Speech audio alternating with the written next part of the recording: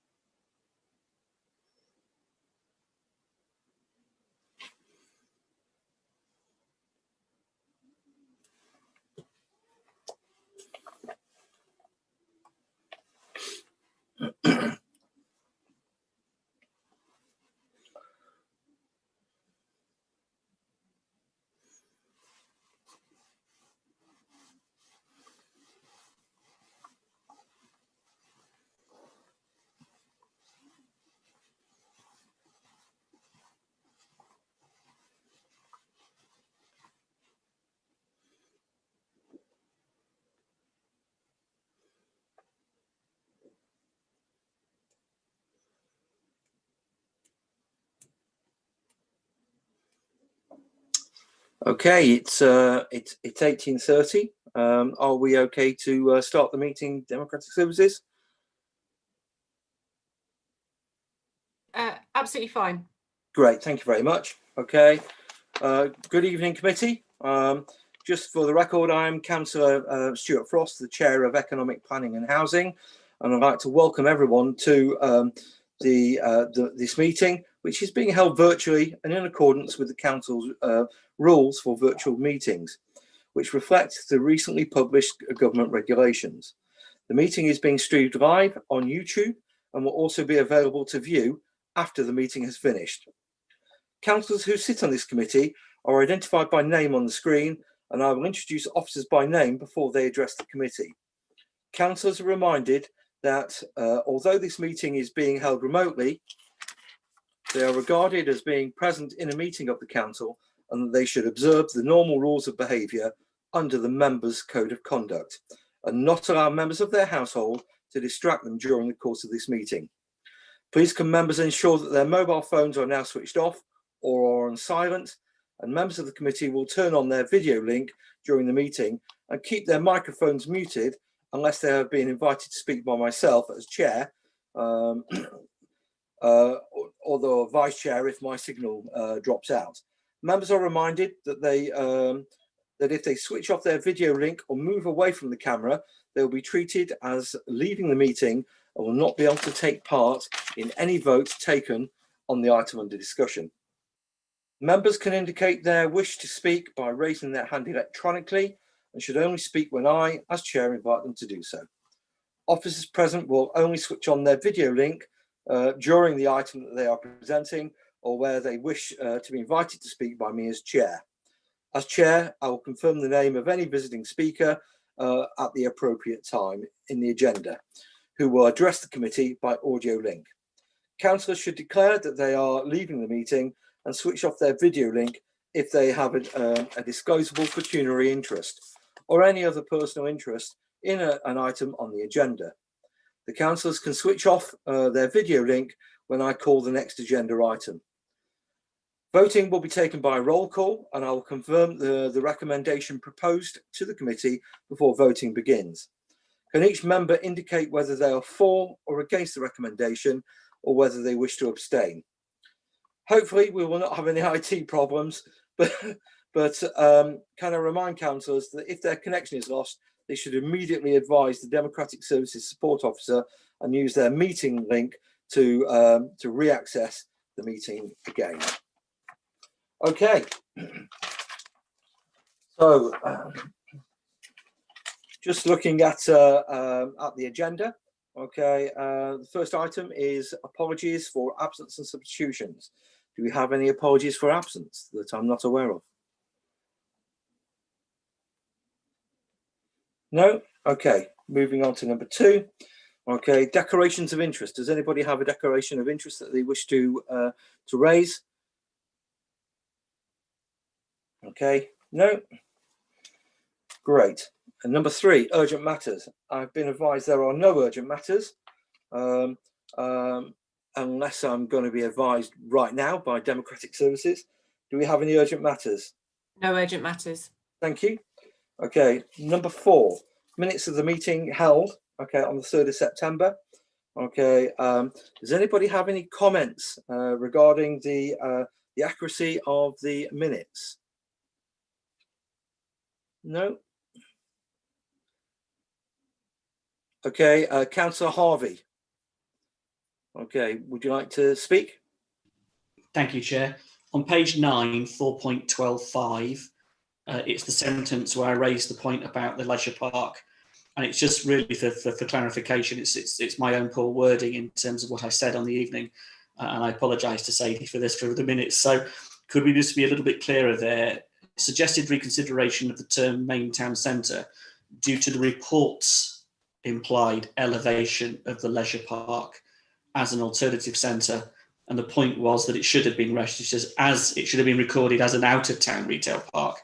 The report suggested that the leisure park should be considered as a part of the town centre, and that was my criticism of the point, really, that it shouldn't be. Okay, thank you, Councillor Harvey. Anybody else? Councillor Laura James, you normally have a comment here. Do you have anything to say on the accuracy of the minutes? No, nothing at all. Okay, let's have a quick look. No electronic hands. Okay, Sadie, if we can just correct the minutes, okay, to reflect Councillor Harvey's point, and then we'll get those signed. Okay.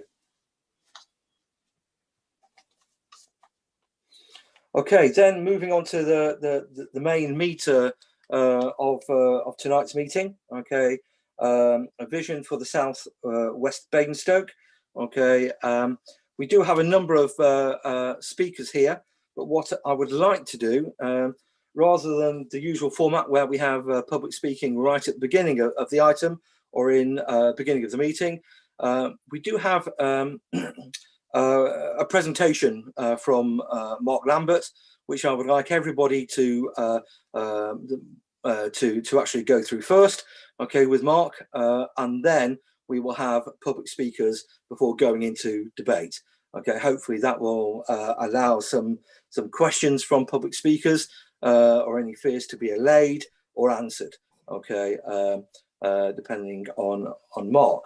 So I'd like to hand over to Councillor Raffel, who will introduce the paper, and then I'm sure he will then hand over to Mark. Okay, Mark Lambert. Thank you, Councillor Raffel. Thank you, Chairman. Well, I've brought this before EPH because you need to be seized of it. We have to have this vision led by members, and as you can imagine, there are so many moving parts with landowners and different levels of government and different interest groups, as well as different residents groups. We have a hospital in the middle of all of this discussion, and we have obviously now some planning application that's come forward as well. And of course, we have to think about the location in our borough, the pressures on that area with ongoing development to the northeast, and we have to think about where it fits in Hampshire as well. And with all of those moving parts, it became crystal clear that if we didn't bring this into the open, before an open committee where we can talk about it transparently, then, I think there was a potential for no one to know what was going on, for us as members not to be leading the process, and for a great deal of, I would have thought, public disquiet, especially as we're now at a good point in this discussion, which of course, when I started this process back in the summer, where I said this has to go before EPH, we had a planning application at Newland just about to come in. And of course, the situation of the hospital was far less clear at that point. So I want us all to discuss this proactively positively to recognise that I hope our shared goal is to get a hospital, hopefully on this site, although obviously the finalised part of the site hasn't been publicly announced, but I think we can all work as part of a vision with hope that it is in this location. And I positively see the hospital as it were, the centrepiece. And from that, other things flow, and possibly other things can't flow. And I want us all to discuss how we protect the natural environment that is being trespassed upon by these proposals. I want us to engage with how these proposals will relate to climate change. Clearly and obviously, you're going to talk about infrastructure, and I want to hear from you about that. I want to hear from it how it sits from all your different perspectives of how it fits into the borough, whether economically, employment use, whether in terms of transportation of people either into or across the borough or out of the borough. I want to hear from you about how it affects the villages around and how we can protect them from feeling encroached upon. I want us to consider, obviously, the issue of nitrates and offsetting and woodland and strategic gaps, and whether all of those might coalesce as well. Of course, this vision comes with a caveat to begin with. It will not have planning, that much planning weight with the current local plan. But there are two benefits from us doing this work. Firstly, as we have noted, when the golf club SPD was created, because there was a policy in the local plan in relation to the golf club, the developers engaged with that process and that SPD throughout. And hopefully it can be regarded, that application and that site and the way that may be built, as a much better development than it would have been had we not gone down that road. And so I would hope that, that anybody or any developer that is hoping to develop within this area will wish to engage with this process, recognizing that the power of this council is being voiced. It's being voiced tonight. It will be voiced going forwards. And if they take note of it, then they will obviously make a much more persuasive argument when they actually seek planning permission in due course. Secondly, of course, we have a local plan update. And the work that we are doing tonight will inform a policy for this area that will go forward as part of that local plan update. And clearly, with a hospital, it takes many years to come to be built. Whilst there may be ambitions amongst some to open certain parts between certain deadlines that might take place in approximately 4 years' time, realistically, things might take longer than that one expects, because it just takes time to build a hospital. But even if some of that has started, the subsidiary development that might support that, whether that takes the form of a science park or some form of subsidiary campus, or whatever it is that you might design as part of this vision, that will be subject to a greater or lesser extent, to the policy that you're starting to shape tonight when it becomes part of the local plan. So this is a journey. No one is suggesting for a moment that what you see tonight is anywhere near a finished article. But as you can imagine, the hardest thing is to try and put most of what is thought to be relevant on one piece of paper. And they have tried to do that within this report. And I dare say some of you will wish things to be moved, changed, adjusted, increased or decreased. And it's your right to say that. And I can guarantee there will be many things that you will say tonight that probably haven't been thought of and will be of positive benefit moving forward. So I welcome the discussion. I will probably only interject to encourage more positive discussions or to just correct any wrong impressions.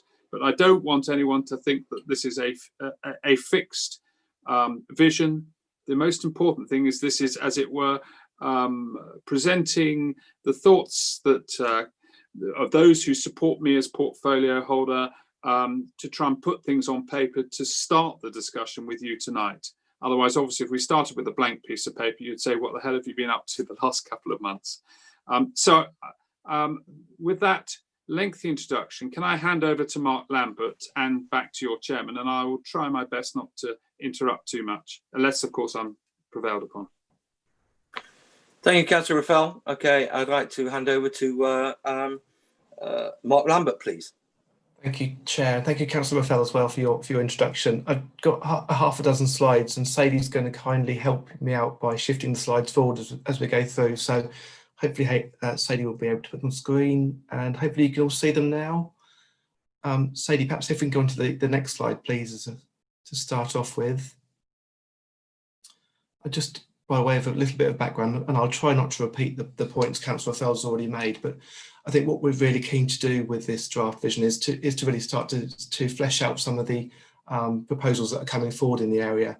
We all recognise that things are now on the table and are with us as planning applications, and other things are emerging have emerged over recent weeks. So I'll pick up on those in a little more detail in a second, but really, I think by way of background, I think what we really are trying to do with this draft vision is to set out our aspirations and ambitions for the area, and to start to have that conversation with local residents, communities living close to Junction 7, infrastructure providers, and the landowners and developers who have an interest in that particular area. So I think what we're really trying to do is to set out how the area could be developed in the future, what kinds of infrastructure are required and are really necessary to support that development, and to start to have that conversation with the providers, to attract the necessary investment to ensure that that infrastructure is provided, as well as jobs to support the local economy, and to highlight the kind of key constraints of the area and the things that are important to us, as well as the opportunity, and really to have that as to start this off as a conversation piece for engagement with those parties. Sadie, would you mind doing the honours, please? So as Councillor Raffel outlined, we do have an adopted local plan in place, and that is the policy document upon which we'll judge planning applications until we have a new local plan in place in the future. And you'll be aware that we have started early work on the local plan update. I've outlined that the draft vision is really to express our ambitions and to start that debate and have the engagement. But again, as Councillor Raffel mentioned, it's to set the building blocks for the local plan update, along with the evidence base that we're putting together at present. So the two will start to come forward when we develop the local plan over the course of 2021. And of course, it's really important that we start to set out our ambitions, so that when we have conversations with service providers and infrastructure providers and funders, that we have our ambitions set out clearly, so that they understand what we're trying to achieve. Sadie, would you mind moving forward, please? So I touched on the healthcare campus and the hospital. You'll be aware that the Hospital Trust issued a press statement, I think it was last week, outlining that they're considering 2 sites within the town, one of which is the existing hospital campus that you'll be familiar with, and improving the facilities there, as well as a new facility somewhere in the vicinity of Junction 7. So this is to really start to articulate how that may come about. Linked to the healthcare campus, the health and wellbeing campus, we recognise that there is scope for research and development type jobs that could link through to the health uses. And so we've outlined the potential for that in the document, as well as recognising the current application that's with us on Oakdown Farm for the large distribution and logistics facility. I think that application came forward a couple of months ago, and I'm sure you're all familiar with the details of that. Over the past 4 to 5 years, or maybe longer, there has been an interest expressed in opening a further education facility within the town, potentially as a branch of an existing university. So we're keen that this document starts to progress discussions around that. So we've outlined a potential for that within the document, and hope that we can have further conversations with those providers in time. And then finally, you'll be aware that we've had a call for sites as part of the local plan update of late, and that has resulted in various sites coming forward within the vicinity of Junction 7, which are outlined. So we want to recognise that these are uses that are being proposed to us, and to outline that the local plan really will be the document that looks at those in more detail, and establishes which ones of those are most suitable for development amongst all the others that have been put forward. But really, we also recognise that as part of those, there will be a need for the supporting in community infrastructure to meet the needs of residents. So some of the opportunities that Councillor Raffel alluded to, we recognise that there are existing local communities and settlements nearby in the form of Oakley, Dummer and North Waltham primarily, where we feel that it would be appropriate to introduce a strategic gap and to recognise the existing gap that's in the adopted local plan in respect of Oakley. And that this really recognises that these are distinct villages and they've got their own identity, and that needs to be protected and preserved. We do see the opportunities to provide for improved green infrastructure. There are a number of important habitats in the vicinity, which you'll see on the next slide. And we recognise there are opportunities to create corridors between these areas, and to provide opportunities for improved recreation for residents, and access to the countryside. I've touched on the nearby settlements of Oakley, Dummer, North Waltham, and the conservation area and historic environment that's associated with those. And I think this document is an important tool to help to recognise that in more detail. Climate change is obviously a very key issue to the Borough Council, and is relevant nationally and internationally. And you'll be aware that we declared a climate emergency in 2019, and we currently have a draft climate change and air quality strategy available for comment. We recognise that there are significant opportunities to embed climate change within the development that comes forward, that may come forward in this area. Recognising that the type of initiatives need to be considered comprehensively, so that we don't miss opportunities down the line. For example, through district heating, where you have a good mix of uses that can support that kind of facility. We have an adopted transport strategy in place that's been through this committee in the past, and a key component of that is the mass rapid transit system. Really, I think what we're saying here is we recognise the A30 as a key corridor to the town centre, and is one of the focal points for the mass rapid transit system that's proposed. Really, I think if development does come forward around Junction 7, this will really need to be a key feature to support the development that comes forward, as well as creating a critical mass to ensure that that is a fast and rapid facility that can provide a decent alternative to the car. We also mentioned the scope for park and ride in this area, which again could help to create critical mass. And so I think that's something that we should be exploring going forward. And just to bring to members' attention, we do have a report coming to this committee on the 19th of November, which considers the transport strategy in a bit more detail, and progress that's been made on that with colleagues at Hampshire.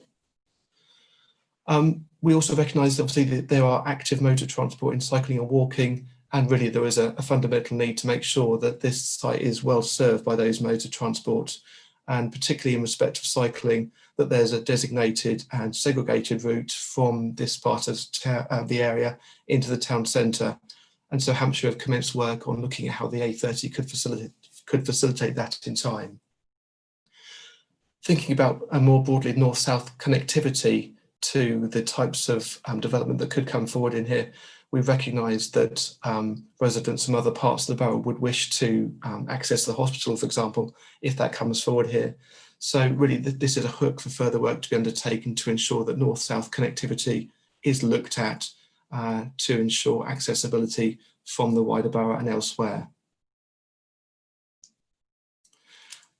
I'm sure you've had a chance to look at this map that's in the draft vision in diagram 3, but just to outline some of the key features there, you'll see towards the bottom of the plan the potential location for the health and wellbeing campus there in the light green colour. Just to the south of that, we have the transport interchange, which is potentially where the park and ride could be located. And I suppose it's important to stress at this point that these are only kind of potential sites, as we recognise these things will be refined as we go forward. So they're almost kind of slightly vague in their nature.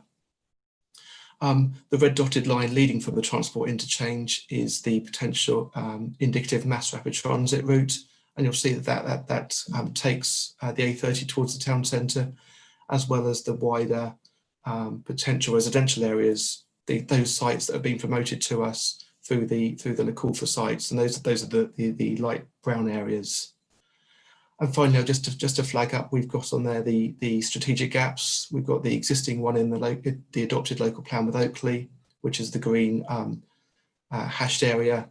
And then we've got potential strategic gaps to the north of Dummer, between the Dummer and the M3, and that surrounding North Waltham and to the east of North Waltham.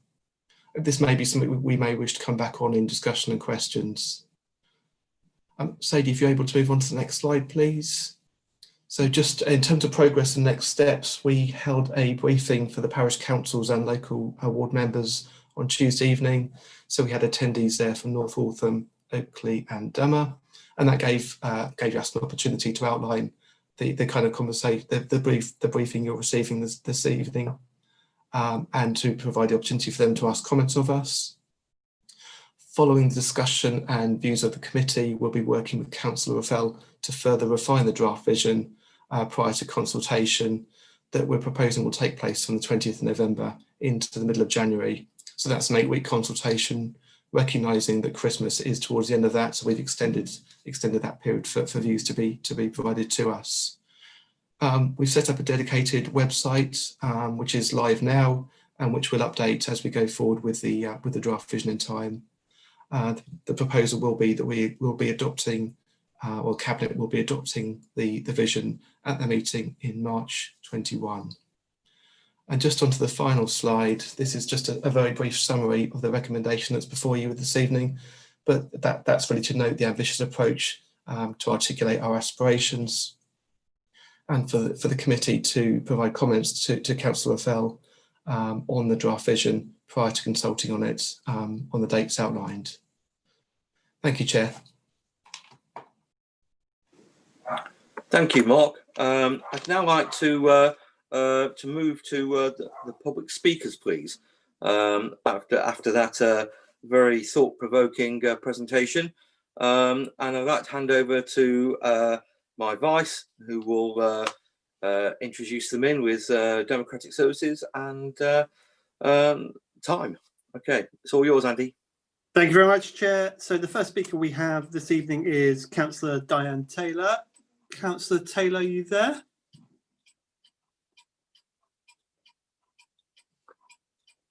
Hello, yes, I am. Can you hear me? Yes, we can, loud and clear. Good evening, welcome along. You've got 4 minutes to speak. I'll start the clock in just a few seconds and I will give you a reminder when you've got about 1 minute left.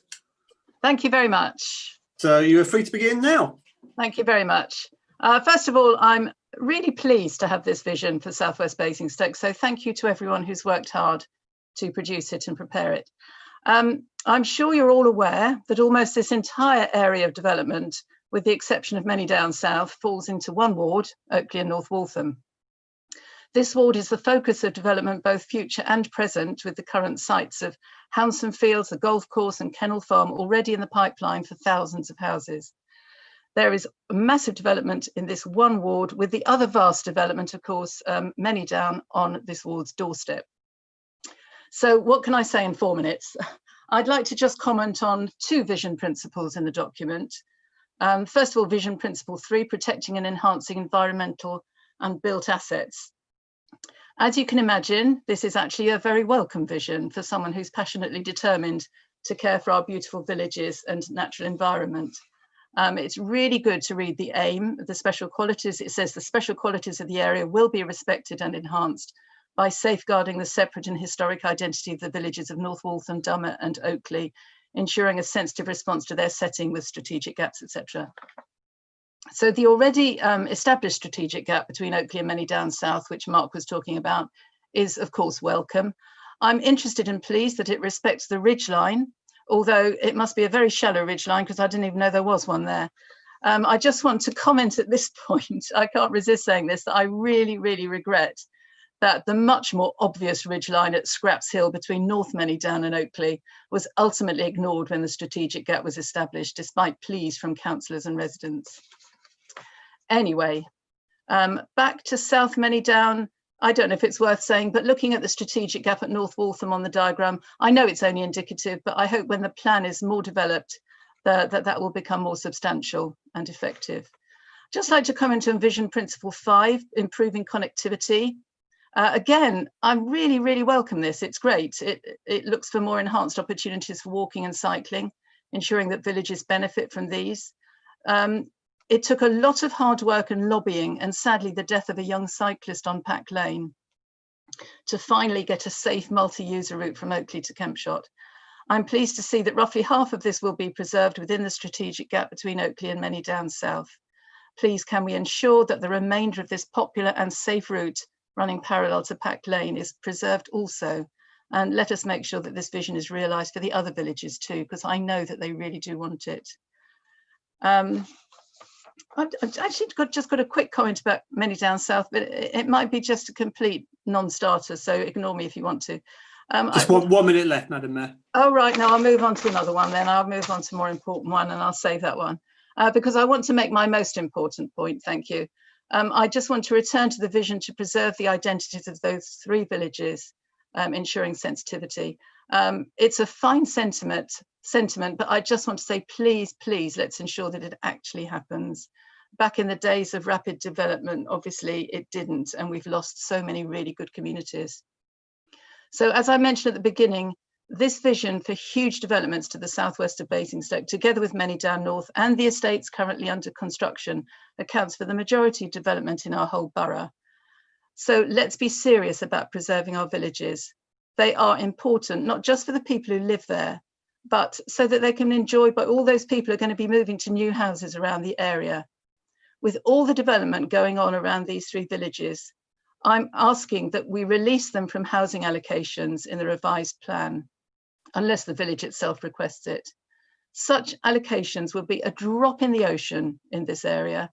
Oakley, as you must all know by now, is at saturation point. It's enough the development is going on all around it without any further movement of its settlement policy boundary, which currently can just about ensure its village identity. And Sorry, Madam Mayor, we're running out of time. So if I could ask you just to wrap up quickly, please. I will say, please, in all this development, look after our village communities, and thank you for listening. Thank you, Madam Mayor. Okay, if we can move on to our next speaker, who is Councillor Hannah Golding. Councillor Golding, are you there? I am indeed. Brilliant. Welcome along to the meeting. As with Councillor Taylor, you have 4 minutes, and I shall let you know when you've got 1 minute of your time remaining. So feel free to start whenever you're ready. Thank you very much. Having been asking for this plan for quite some time, and with everything coming forward around Junction 7, I do believe the worst thing that could happen would be for everything to come forward separately with no joined up thinking as to how they would interact or indeed how they may conflict.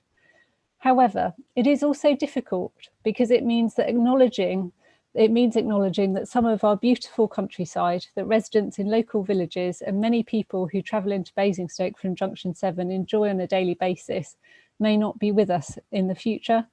And it's especially difficult to grapple with this out of step with the local plan.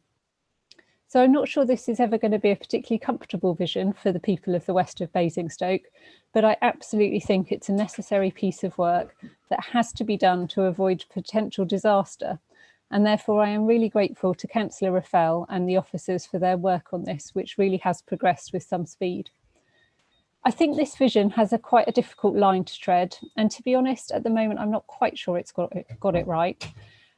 We absolutely have to acknowledge current planning applications and potential ones, but it would also not be fair to residents, many of whom are objecting to live planning applications, to build an assumption in any application's favour.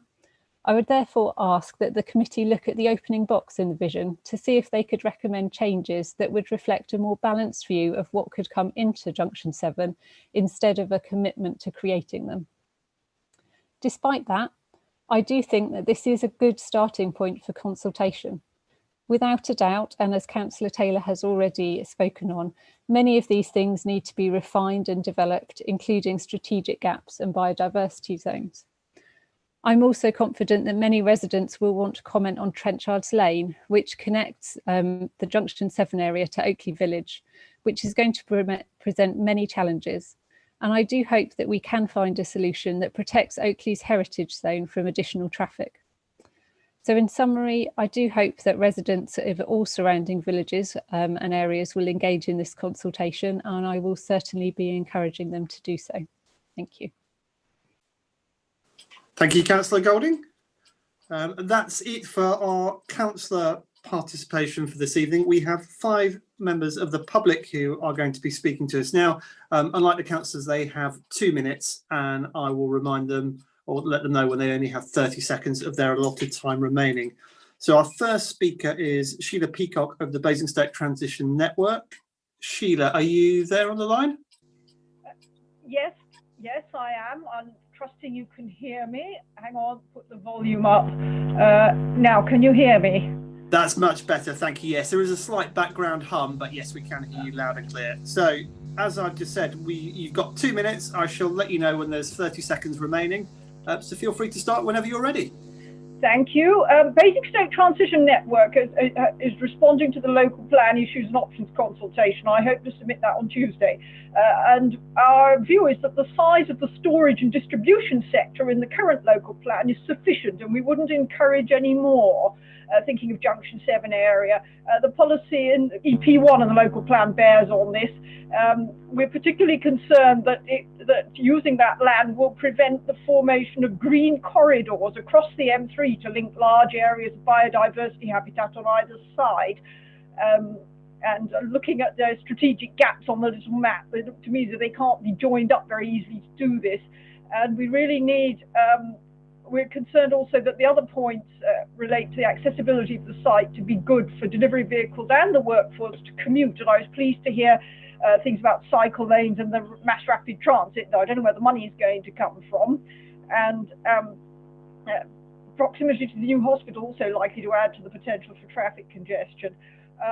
I want to add a personal point that I'm actually quite concerned that we really don't want distribution industries, a large number of them in Basingstoke, because they promote low skills and low wages, poor labour rights, and I think that will be detrimental to the well-being and quality of life in the borough. And I think that summers it up. I'm hoping that Paul Beavers is here and can expand on the green corridors. Thank you very much. Thank you very much, Sheila. Right, our next speaker is Julian Jones, who is representing Dummer Parish Council. Julian, are you on the line? Yep. Can you hear me? Good. Welcome. Yeah, we can hear you loud and clear. That's great. As with Sheila, you have 2 minutes, and I shall let you know when you've got 30 seconds of your allotted time remaining. So feel free to start whenever you're ready. Okay, I prepared 4, so I'll try and see it down to 2. Unsurprisingly, it's not welcome to any development there for the villagers, but I'm familiar with this. I've been threatened with it for the last 10 years in the strategic partnership. Basically, Hounsome Fields and the golf club were, well, certainly Hounsome Fields, a late inclusion in the current local plan and were then included within the revised SPB. We should be bounced into more speculative development by foreign investors outside the SPB in rural landscape that would still be recognisable to Jane Austen. So I welcome Councillor Raffel's creation of this vision. It's important to recognise that this area is opposite the ridge line that actually runs across at the top of the Basingstoke Golf Club. Its power is routed from the Candover Valley. It's within the southeast water area. It's in the Test catchment and not the Thames water area. Any new power infrastructure will have to accommodate distributed green generation and electric vehicle charging. The existing telephone system for the area is based on the Dummett exchange, not the town exchange, but obviously high-speed broadband is essential. I know that's included, though I'm not quite sure how that fits with the hospital's distributed locations. The sewage system, 30 seconds remaining. The sewage system that serves the housing development in the southwest of the town is glued together with sticking plaster. Its extension will require major investment downstream. Please ask me about that if you want to understand more about it. The vision statement says it's got excellent transport links, but that's only that it's close to Junction 7, which itself has a substandard distance between Junctions 7 and 8. It's not close to the railway network, and it has problems at Southwood Junction and on the Junction 7 roundabout. So could I ask you just to wrap up, because we've just approaching our 2-minute mark now. It's major investments in infrastructure is essential, and the local communities must be protected by the strategic gaps. I urge the committee to support the creation of this vision document and ensure that it has and its relation to Many Down and the new leisure centre refurbishment, and make sure it has the resources it needs for development and public consultation. It's a significant. Thank you very much, Julia. We'll have to call it a day now, I'm afraid. Thank you for your time. Next up, we have Councillor Stephen Reid from Hampshire County Council. Councillor Reid, are you on the line? Yes, can you hear me okay? Yeah, we can hear you loud and clear. So you have 2 minutes. I shall let you know when there's 30 seconds remaining, and you're welcome to start as soon as you're ready. Thank you, Andy. I'm the County Councillor for Basingstoke South West, and I'm also the Hampshire County Council Stakeholder Governor on the Hospital Trust, and I very much welcome that Mark has taken the initiative to produce this document. I think he might find it useful to include in future consultations the councillors from Hatchwarren and Beggarwood and Kempshott. On Vision Principle 1, I think the Science Park is an excellent idea. It should be close to the hospital, and strangely enough, Oakdown Farm would also be an extremely good location for that and make a superb gateway into Basingstoke with a hospital and the associated science park opposite. Vision Principle 2, talking about climate change, that has to be right, and I think every councillor here will support that, but please consider the contradiction if you approve those words saying that you're going to be carbon neutral and then allow thousands of lorry movements in and out of a new distribution depot. There would be severe public relations problems with that one. The major point I wanted to make was in Vision Principles 3 and 4. You're talking about the green environment and the road network. And this is an opportunity for the Borough Council to consider once again designating Old Down as a local nature reserve. 30 seconds remaining. Thank you. Some time back, somebody had drawn a line which compromised Old Down. You are now drawing new lines that remove that compromise, and it would be extremely positive to redesignate Old Down as a local nature reserve. And I'll say to Mark in closing, if I can be of any help in future consultations, I'd be delighted to take part in this process. Thank you very much, Councillor Reid. We have 2 speakers left this evening. The next one is John Pennycook from Cycle Basingstoke. John, are you there? Yep, sorry, I'm here. That's all right, that's good. It's good to have you here. As with the other speakers, you have 2 minutes. I shall let you know when you're down to your last 30 seconds. And please start as soon as you're ready. Okay. As a committee member of Cycle Basingstoke, I'm going to speak about cycling. Mostly about cycling infrastructure. I'd be interested to know that the council is planning to follow up-to-date standards and will actually follow them, because in the cycling strategy there's a now out-of-date standard mentioned, one of the LTNs, but it wasn't followed properly. All new cycling infrastructure since the cycling strategy has been shared use, despite what the cycling strategy says. There's any new cycling infrastructure for the Gateway site. I'm pleased to hear that it will be segregated, but it needs to be kept properly segregated, not just with paint, as per LTN 120. The speed limits around there will be between, well, I presume definitely higher than 40 miles an hour, and LTN 120 says fully curbed cycle track is the only option shown as suitable for most people. Other than that, I'd like to mention that well, the potential uses, I'm sure people are familiar with this. It's been spoken about that Amazon are interested, or any sort of distribution type place might be interested in cycle couriers delivering by bike. Amazon own a stake in Deliveroo, which I'm sure people are familiar with their bicycles cycling around, delivering things. So we must have some links for potentially cycle couriers. We also need links for people to commute to the site. And 30 seconds remaining, John. Also to protect cyclists travelling to and from the villages. The A30 is already horrible to cycle on. We need to protect the existing cyclists and encourage more cyclists from the villages to the other villages and to the town. Thank you. Thank you very much. And we are on to our final speaker for the evening, who is Paul Beavers. Paul, are you there? Yes, I'm here. Thank you. Welcome back, Paul. It's good to have you. As with the other speakers, you have 2 minutes. I'll give you a warning on 30 seconds when you have just 30 seconds remaining. And please do start as soon as you're ready. Whilst acknowledging that the vision will evolve and that natural green space has a place, the vision does not signal serious strategic progress. The damaging impact of development adjacent to or surrounding irreplaceable ancient woodland is undervalued. Narrow buffers and corridors do not protect, let alone expand woods currently free of excessive human disturbance, even if fragmented.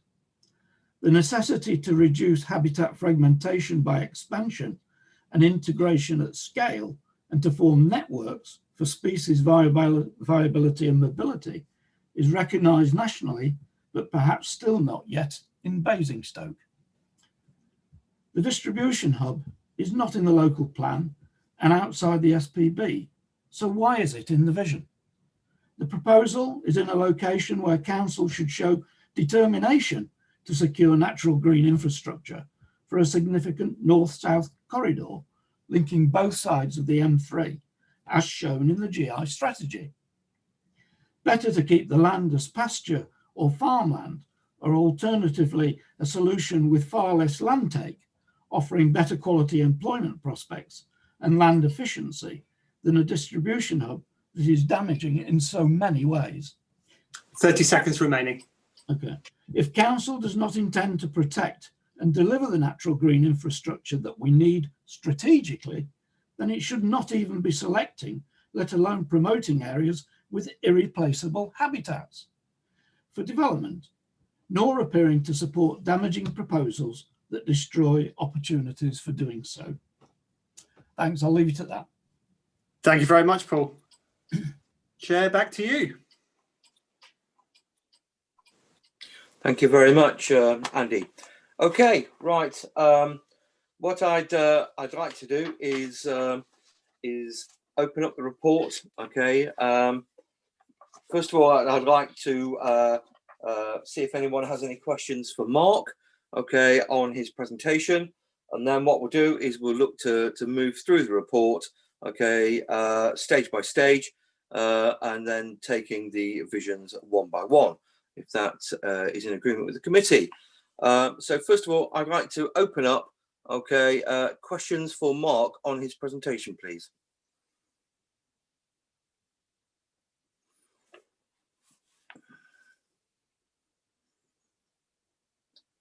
Okay, Councillor Cubitt,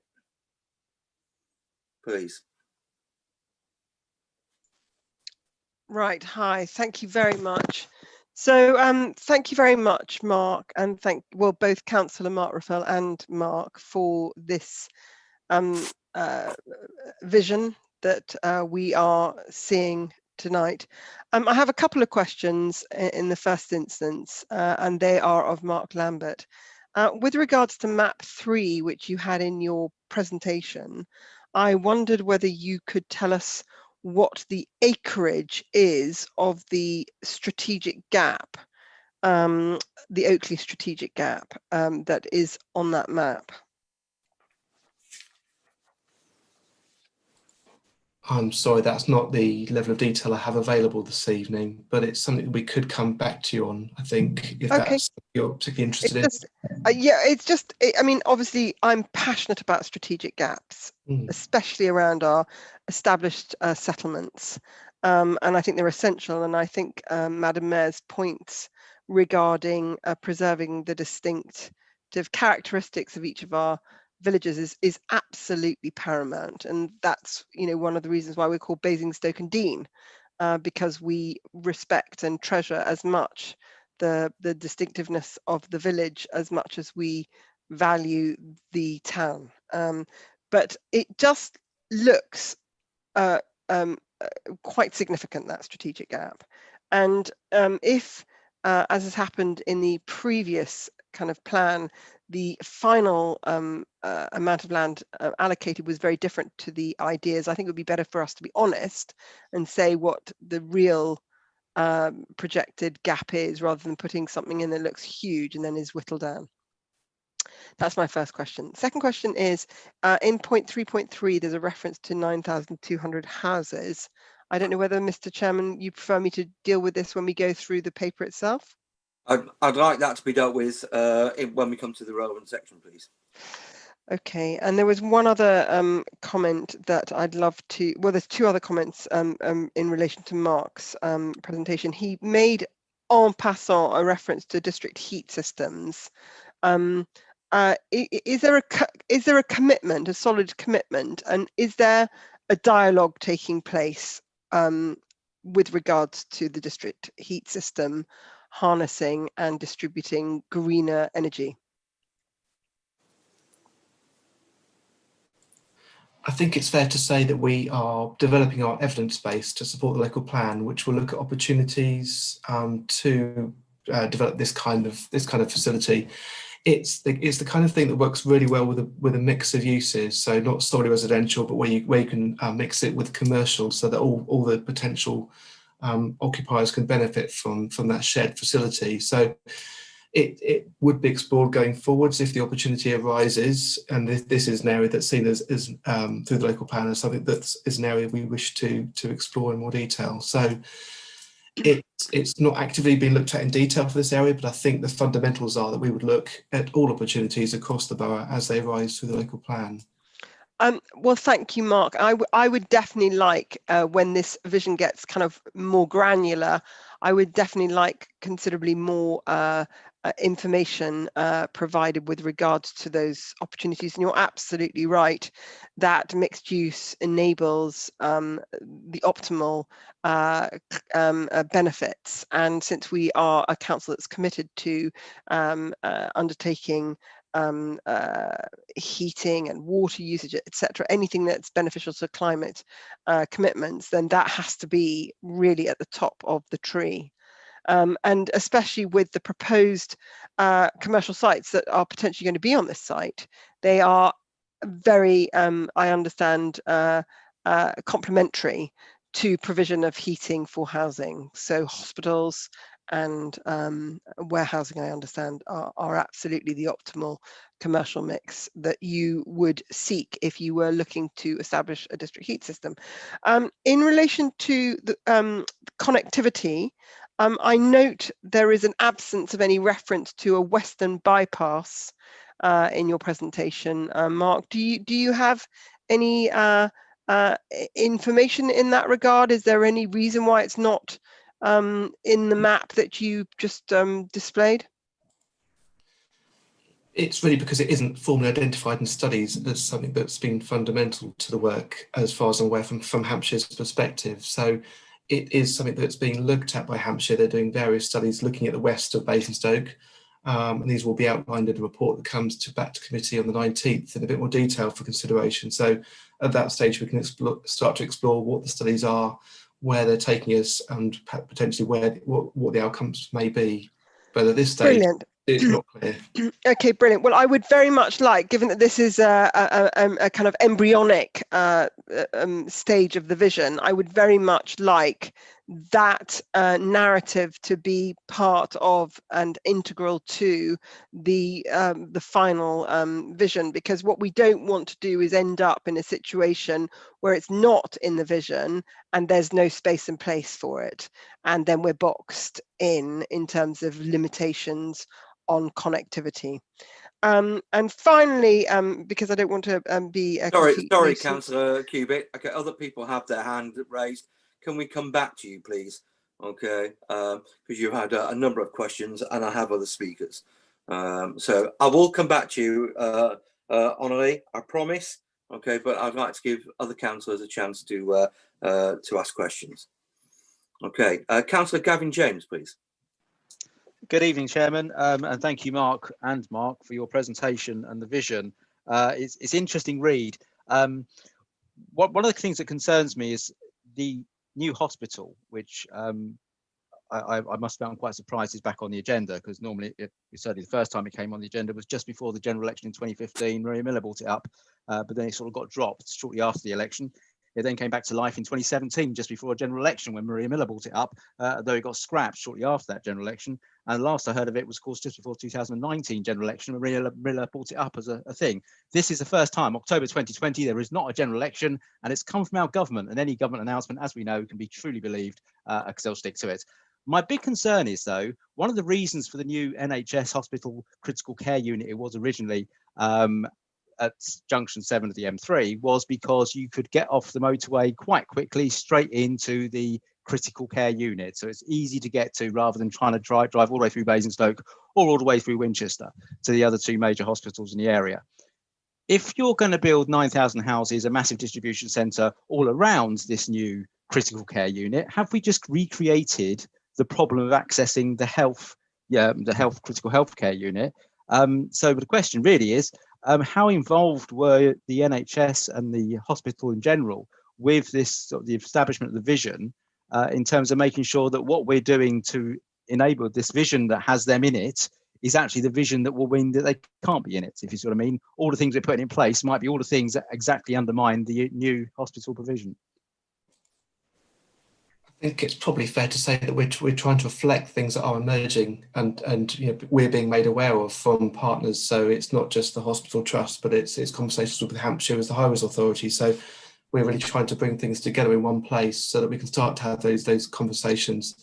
And obviously this is really the first stage in the process, and we'll look to develop things, if appropriate, through the local plan update. So that we would be undertaking the evidence base that supports that, to look at things around transport and accessibility in a bit more detail. So I think this is probably just to engage and have those initial conversations.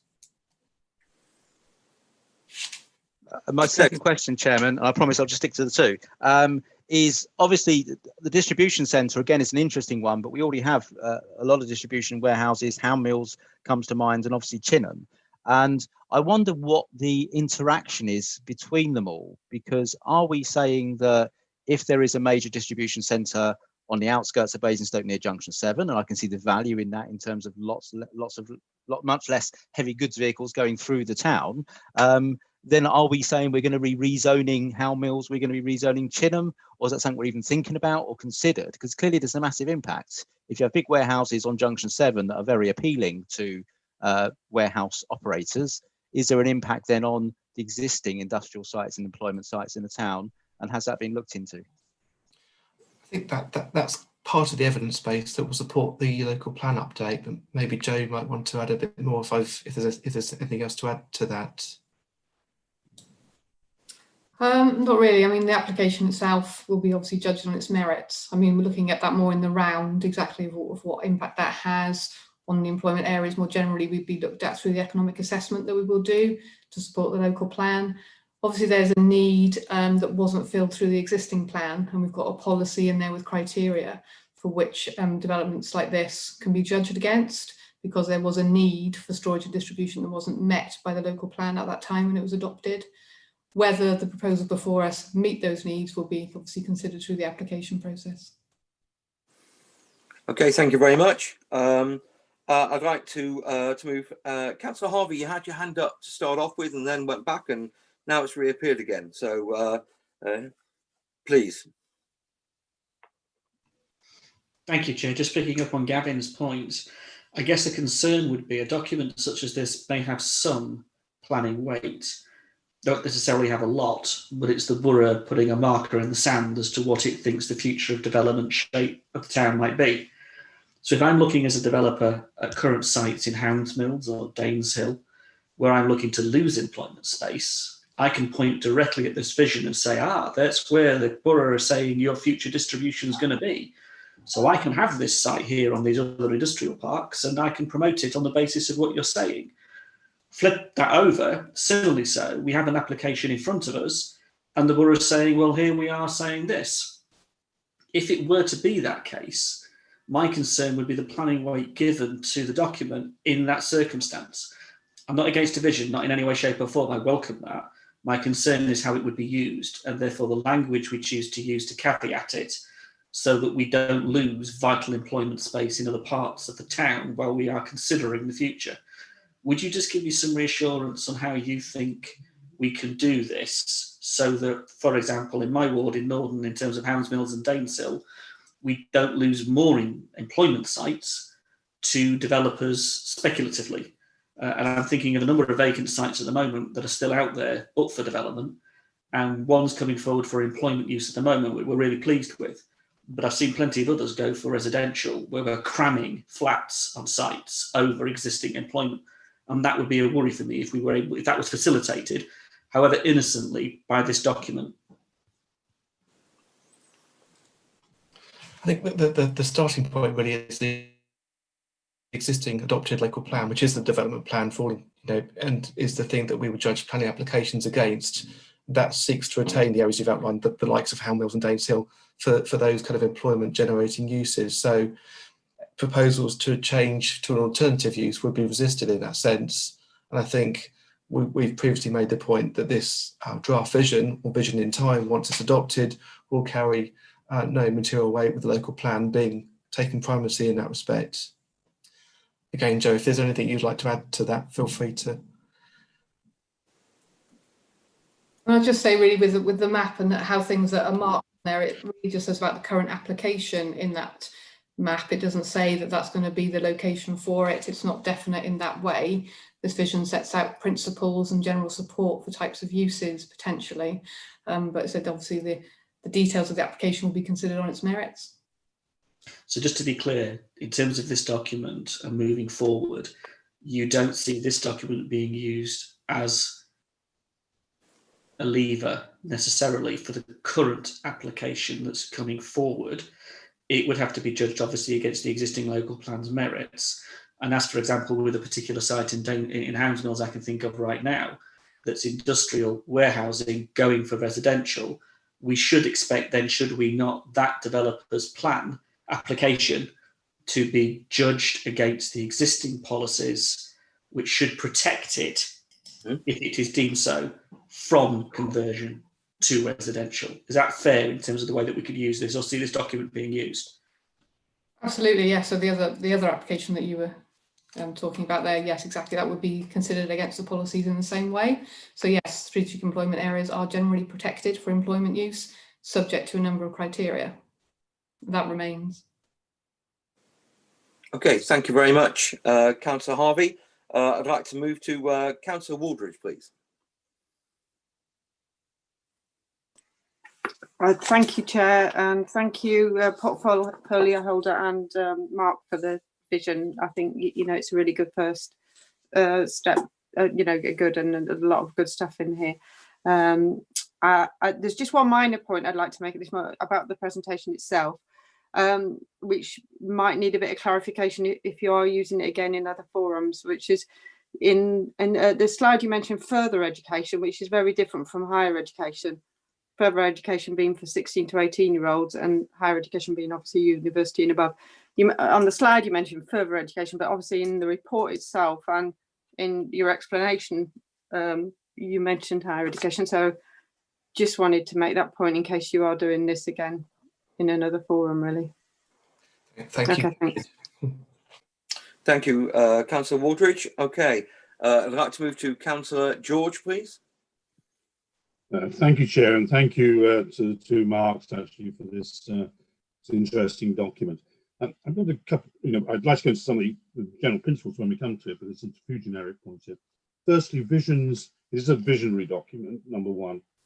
And I think clearly, it's not an SPD or anything like that. It has no planning rate. But I think, given it's visionary, it should give us an opportunity to be really visionary and really think a little way into the future. And that was my real point here, to say visions usually have some sort of time frame on them. Usually, just to give, again, we're trying to manage expectations here. Sorry, excuse me. And to give, purpose for debate, and without a time scale, it's a little difficult to do that if people don't know when these things are going to occur and what have you.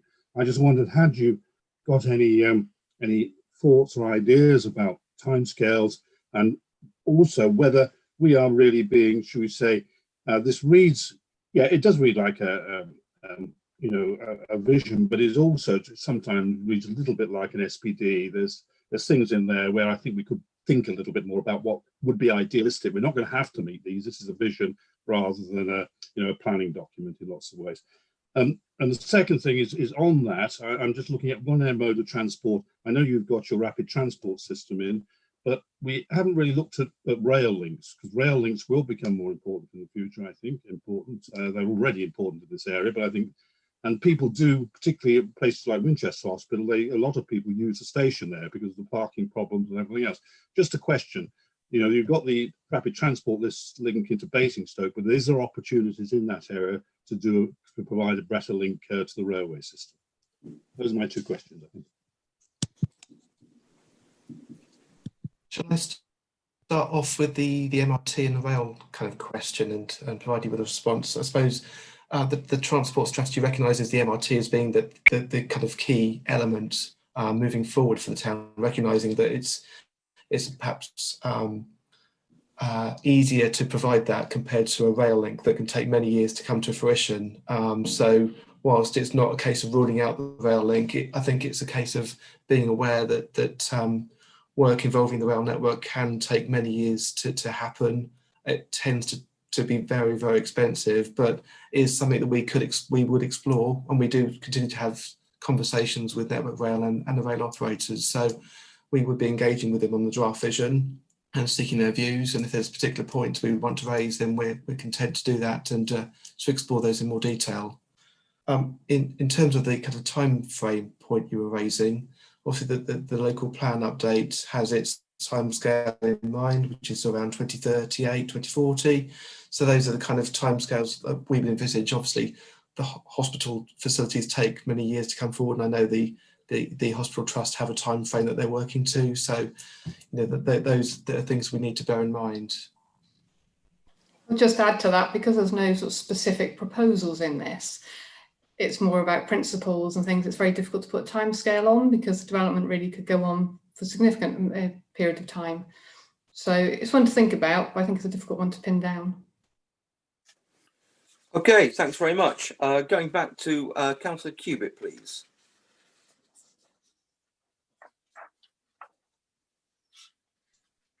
Thank you, Mr. Chairman. I'm happy to go to raise the additional issues if you prefer when we go through the document itself, or you might think we've already done that indirectly. It's totally obviously up to you, Mr. Chairman. I would like to go through the document section, but the report section by section. Okay, so if people can make points then, okay, for officers to take note of, that would be preferable. Okay, I'm just having a quick look. Does anybody have any burning questions on the presentation that we had, or are we happy to go into the report? Okay, I'm not seeing anybody, so I'm suggesting, well, I'm moving that we go into the report. So looking at agenda item 5, Vision for Basingstoke, we have the report.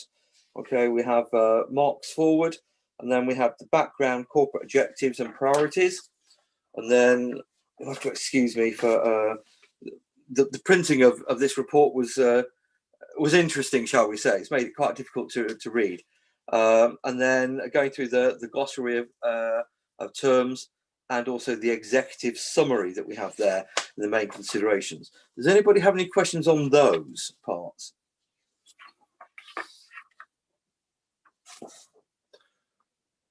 Yes, no. Okay, no. Okay, so moving through to background, that's section number 2. Okay, does anybody have any questions or points to make on section 2?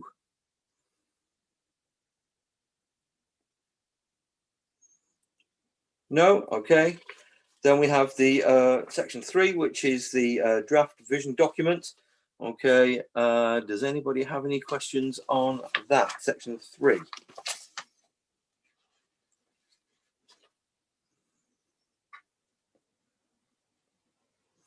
No. Okay, so that's good. And then we so if we then move forward to section 4, the options analysis. Okay, do we have any questions or points on? Sorry, I think Councillor Harvey had his hand up. Yeah, it's just popped through. Councillor Harvey. Sorry, Chair. I was going back on section 3, and I didn't get my hand up in time. On the second bullet point on page 15, it says employment uses, and then specifically states distribution and logistics. Why do we have to say distribution and logistics rather than just employment? Are we again just being so prescriptive? Is it just because there's a planning application in that we say it? Or rather, because this is the vision document, shouldn't we just keep it higher level and picking up other people's points? I love the idea of the science park being there in preference personally. I totally go with Councillor Reid on that. But the context of that, do we just have to be as specific as distribution and logic and logistics? I think from our perspective, I think we're recognising that the application is with us, and we're really trying to recognise the types of uses that are being tabled. So it's just a factor in that respect.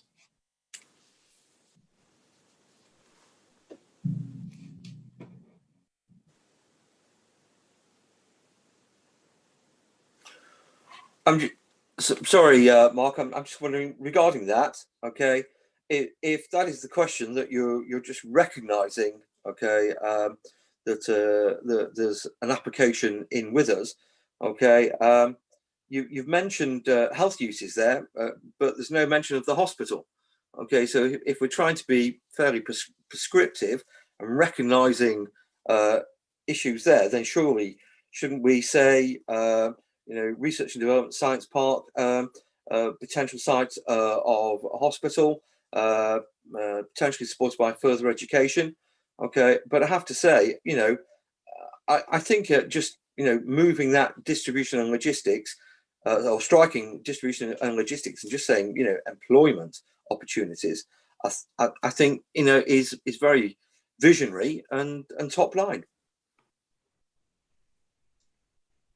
Can I just interrupt? The hospital is mentioned at 3.6. Yeah, it is in 3.6, but it's not mentioned. Okay, in the employment uses. Just hold on, please. Okay, surely they were looking to employ doctors and nurses there. Perhaps it's just worth remembering, committee, that this is just the officer report. So I suppose it's trying to summarise the content, sure, which might be more useful to get into the detail, if that makes sense. No, I understand that. Okay, but it's just my point. Okay, Councillor Miller, please.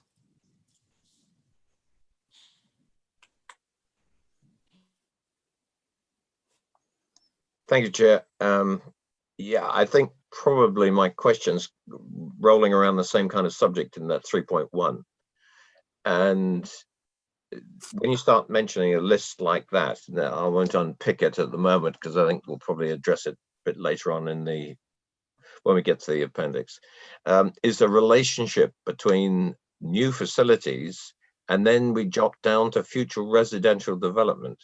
I feel that there needs to be a relationship between that future residential development and those particular aspects you're putting in there for employment purposes, because it makes a lot of sense that be it a hospital, be it a whatever around Junction 7, the residential development should be linked to those employment uses, and that because it connects into a climate change agenda.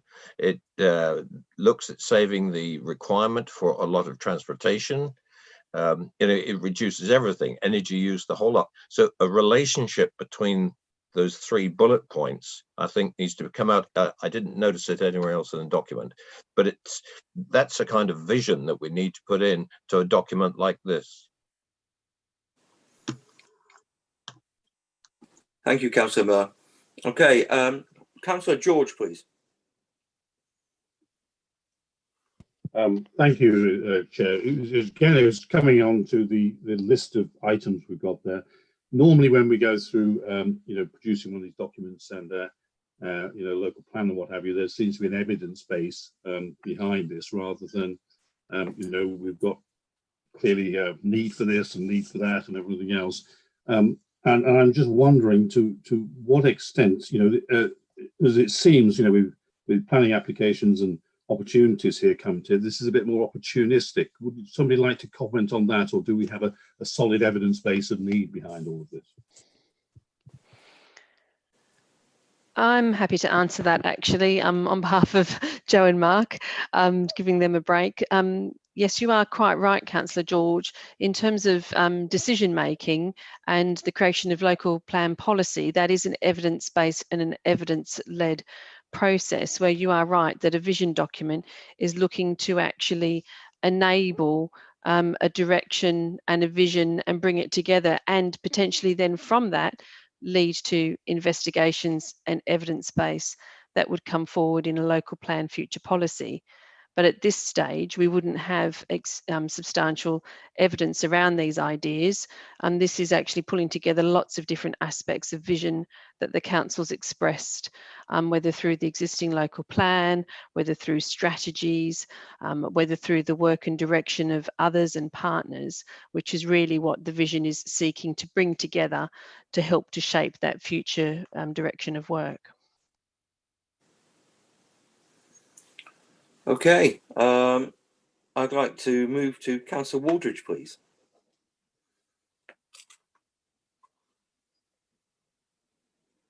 Councillor Waldridge, you had your hand up and now it's gone down. Yeah, no, I think the point's been answered, actually, because I was going to support Councillor Harvey on his point, but the fact it was in the report rather than the vision, I think it's fair enough to keep it as it is. Thanks. Thank you. Councillor Cubitt, please.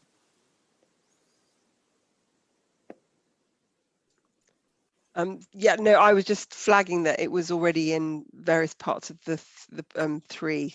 So yeah. Okay, thank you very much. Okay, so moving on to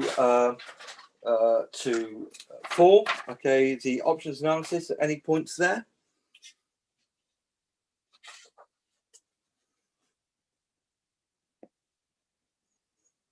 No. Okay, so just a couple more seconds. No. Great. Okay.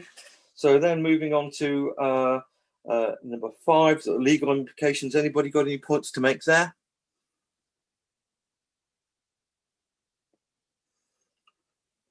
No. Mark Lambert, I can read your report. If you can please remove that from the screen, that would be appreciated. Thank you very much. Okay, I'd like to go on to number 6, financial implications. Okay, the report was fairly clear there. Okay, and if there's no questions there, we'll then move on to number 7. Okay, which is risk management, which is just part of the report.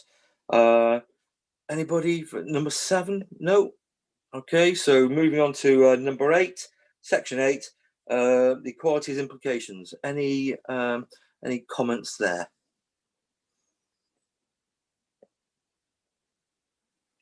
No. Okay, so I'd like to take 9 and 10 together, please, just so we can take it. So 9 is consultation and communication, and 10 is HR implications.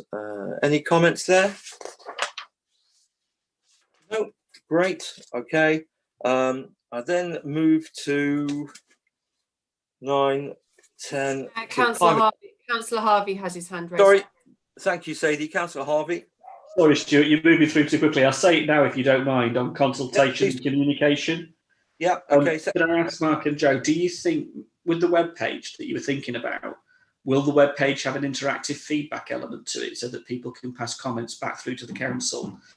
And then in terms of wider, given COVID at the moment, given where we are, would you consider a distributed, maybe Royal Mail distributed newsletter that would give information in a written form, not just electronically, but written form, to residents throughout the area who may well want to read about the very vision that we're talking about, so that it's widely distributed? I get the idea of the webpage and totally support you in that, but I just think there won't be as many, there will be people who can't access that easily that would benefit from something in paper. And while it might be something we would consider would involve money, would involve, you know, us having to pay to send it out, it might well be worthy of the term consultation to do that. Would you think about that and maybe think whether that's actually feasible? Yeah, I think that's something that we can look at. I mean, for the local plan consultation that we have at the moment, we have the interactive forms on the website, so we can look at kind of opening that whole database up for this consultation as well, using a similar approach. And then we can look at the paper aspect as well. Thank you. Okay, Councillor Harvey, you still got your hand raised? Thank you. Okay, just moving through. Okay, 10 HR implications. Anything on that? No. Okay, then moving through to section 11, climate change. Any comments on that section?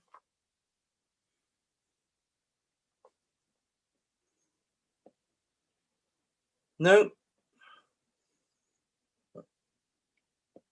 Okay, and then moving on to the conclusion. Has anybody got any points to make with section 12 and also section 13 before we get into appendix 1? No. Okay, so let's go into appendix 1. Okay, and if we look at the first page, just the introduction, I want to take section 1, please, and it also goes to 1.3 just over the page. Anybody got any points they want to make regarding the intro? No. I'll just check again. No, there's no one. Oh yeah, Councillor Gary Watts, please. Thank you, Chair. It's just the introduction, protect and enhance the natural environment assets. As it's already speakers have already spoken, this area has already had massive development, and we've got housing development going on at a pace up there now where the local environment is being destroyed. I mean, on the A30 between Hanson Fields and the golf club, they've destroyed trees there that have been there for hundreds of years to just rip them down. So surely this is contradicting that we're going to protect the local environment when we're going to be destroying the local environment, which we're doing that at the moment. And if we're going to put a distribution centre in there, it's going to destroy the local environment even more. Thank you.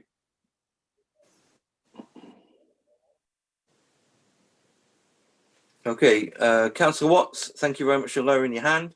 Okay, does anybody want to make a reply comment, or we just note that and move on? I think we just note that and move on. Okay, so then looking at section 2 in the appendix, which is the role and status of the vision. Has anybody got any points to make there?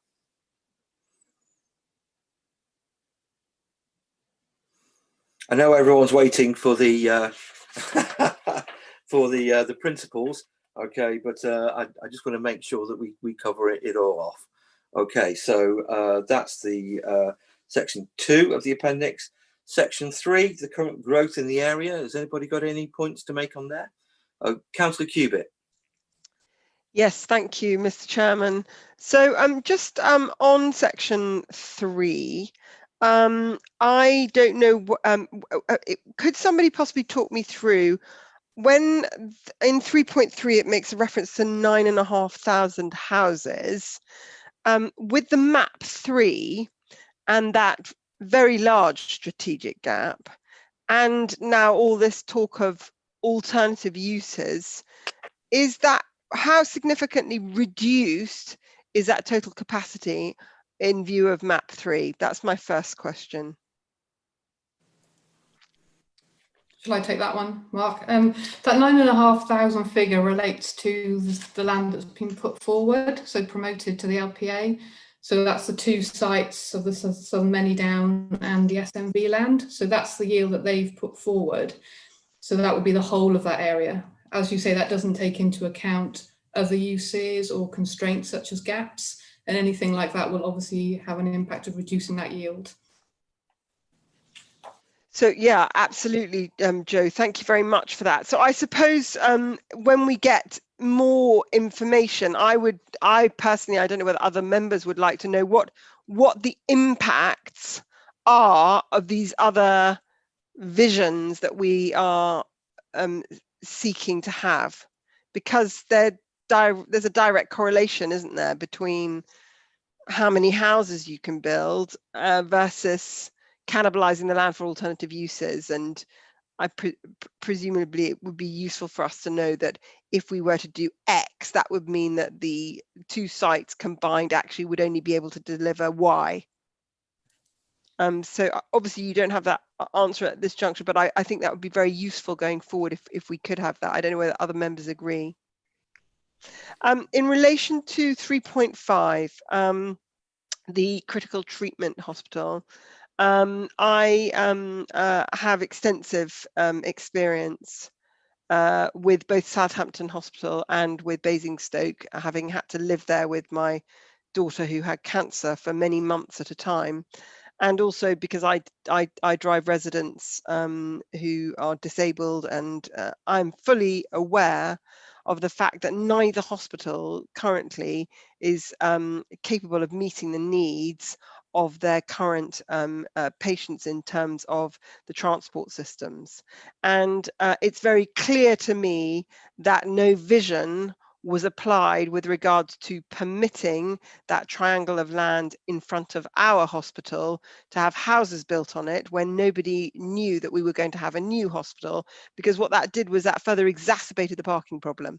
So in a long-winded way, what I'm saying is that we've screwed up in the past by not having a vision, and I love the fact that this is a vision, and I would very much beseech you to ensure that we future-proof this site so that it can handle a growth in population that is being projected and predicted not only for our borough but elsewhere, given that it's going to be supporting a wide area. And the last thing we must do is what's happened to Southampton Hospital, which is completely boxed in and is completely useless, and there's nothing that the poor chief executive in Southampton Hospital can do because there's nowhere that they can go. So that's a big ask in terms of when you drill down on this vision.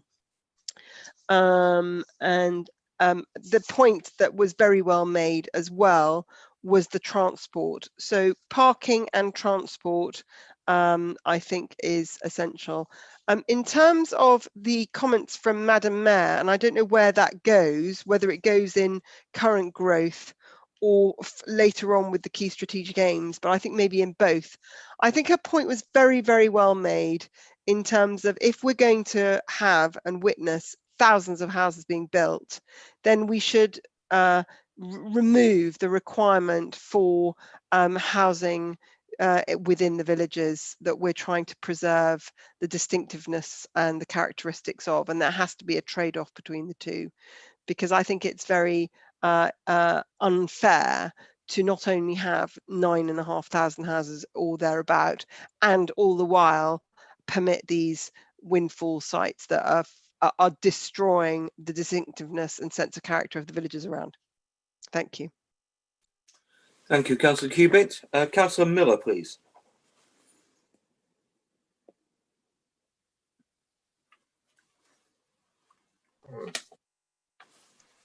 Moving between two screens very rapidly. Yes, I'd like to go back to the point I made earlier in 3.1, I think it was, and agree totally with what Councillor Cubitt has just said. Having had to, well, I've visited for various reasons Southampton Hospital on a frequency of about once every 3 months for the last 8 years, and for good reasons. And this association of these residential houses plus your employment in this vision, and if we get, let's say now we're talking about the high potential of having a hospital down there, the residential should be looked at definitely as the if you like, the residential connection is directly appropriated between the hospital and any emergency service care in this particular area. It's again one of the problems that's come up for the key workers that we've tried to address. It used to be addressed about 25, 30 years ago, but it seems to have fallen by the wayside. This is an ideal opportunity to provide all the key workers that would be located in this particular area to have, if you like, a campus of their own almost, and access to that residential and reserve for them the residential properties that are due to be built in the particular vicinity. And I agree 100% with what Councillor Cubitt said about the windfall sites fall away if we're concentrating the kind of numbers we're talking about here in order to preserve the characters of the villages.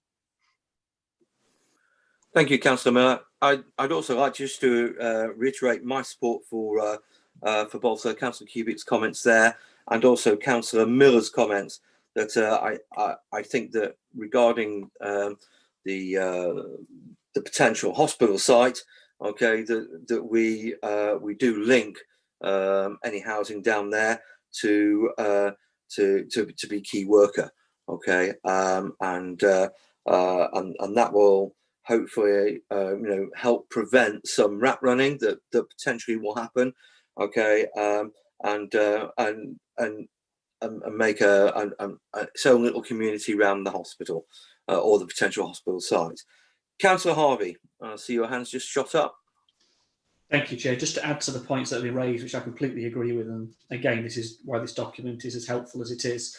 So I totally support the ethos of bringing it forward. The transport interchange that's related on the map to the position of the hospital, I think, becomes critical to this conversation, because not all key workers will live around the hospital. A significant number of the existing workforce live in other parts of the town, and therefore the ability of them to access the hospital through the mass rapid transport system where that to come through, or access it through the other transport systems, becomes pretty critical. So from that perspective, I think all of the comments are very well made. What I would wonder is just, you're looking there at the location of the logistics distribution centre set against the hospital, set against the transport interchange, set against the priority of those access routes. And for me, I'm just balancing out the volume that we might well be talking about on those critical junction points. And I just think all of that kind of overlaps with where Annalie was driving it. And I don't want to repeat what she said because I totally support what she said. But just to say, to add to it, I think that becomes crucial, which then begs the question of, you've got that arrow for the mass rapid transit system going off in towards Oakley. It's almost like just an arrow that goes off into the rest of the residential development. I mean, I don't quite know what that means or where you see that going, or whether that is just referencing the residential units that would be there, and you're just seeing that as an addition to the mass rapid transit thing. But yeah, I'm just trying to work out necessarily, you wouldn't want to box the hospital in. So is there a way of giving it space to breathe so that it isn't simply surrounded by all of the residential units?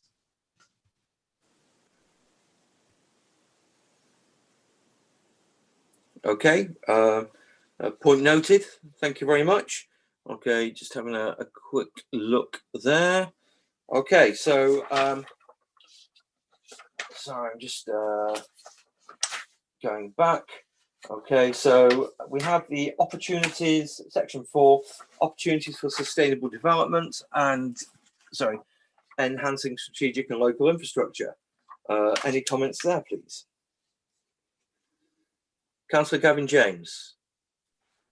Yes, thank you, Chair. I always get a little bit scared when planners talk about travel, because they're generally completely rubbish at it, to be honest. I mean, if you look at the disaster that is Rookstown and the totally inappropriate level of parking there, it's a mistake we seem to make with every new development. It's a great idea. People should not be using their cars. We need to be driving. We need to be using our feet. We need to be using our bikes, and it's all a wonderful thing. And hopefully scooters as well, maybe electric scooters. Who knows? And indeed public transport and buses. But we still own cars. So I own a car. It does about 2,000 miles a year. I spend more on car tax than I do on diesel because of where I live. Very sustainable location, still own a car. So can we make sure that when we look at this designing, we're designing so people can own a car and it's going to be parked at home all day. So we should have more residential parking spaces, not less, because you're going out, leaving your car behind. So I raise that as an issue that always comes along. One of the things that always puzzles me when we're talking about Junction 7, which I think years ago, Junction 7 was actually quite a blessed place. It was well under capacity, but obviously Hampton Fields changes that quite a bit, as does the golf course and all the Beggarwood extension, plus a distribution centre, plus everything else. Junction 7 will be overwhelmed. But it's even worse than that, because the biggest problem Junction 7's got is when you come off at Junction 7, it's where you go next. Because there isn't a big ring road like on Junction 6, the A339, which can take you all the way through Basingstoke at 70 miles an hour and link with lots of other link roads. You get to the A339 and very quick, you get to Junction 7, very quickly you're faced with single track roads.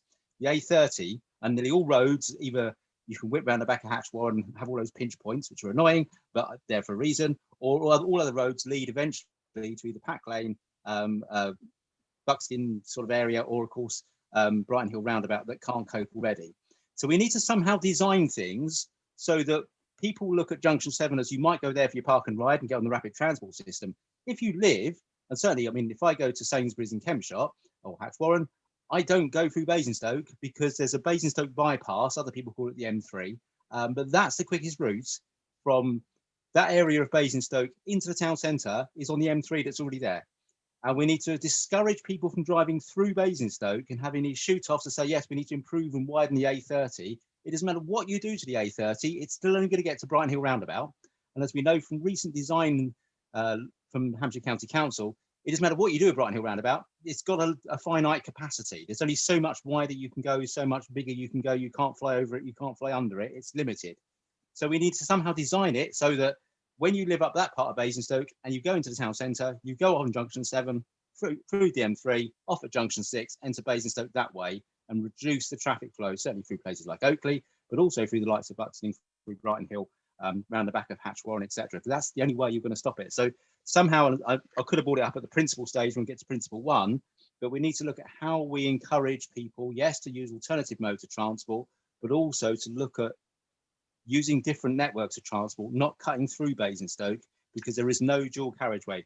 When we get a Western bypass, and you know, I'm 50 next year, so I'll probably never see it, then great, because you can link then Junction 7, A339, Junction 6, you can kind of got a ring road completely around the town. At the moment we haven't, and certainly Brighton Hill roundabout can't take much more than it's already got planned coming. Thank you, Councillor James. Okay, Councillor Cubitt again, please. Yeah, I 100% agree with Councillor James on both the comments that he made. Firstly, that people are always going to have cars, and Rookstown is, as I always say, whilst the houses are lovely, you feel like you're in a war game on a computer-generated war game where there's nowhere to park your car. But the Western Bypass, I've mentioned it already this evening, and I don't want to be boring, but Hampshire County Council commissioned a study. They made reference to that study in their 2014 submission in their response as a consultee to our local plan. So there was a big study done on the Western Bypass, and it has always been identified as necessary in the event that Many Down was developed. And I am very nervous that when we eventually see the study, if we ever see the study, and it states that it's essential for all the reasons that Councillor James has given, by then the land that is necessary for it to happen would have been spirited away and it won't be delivered. So I would very much like to see extensive information built into the vision ultimately of an aspiration that there is a western bypass. Secondly, beaching line in Oakley. I know it's not popular with everybody, but I still think we have a beaching line there, and in view of the housing that's going to be there, and in view of the fact that we know that most of the people that live in the houses that we're building do not work in Basingstoke, they commute.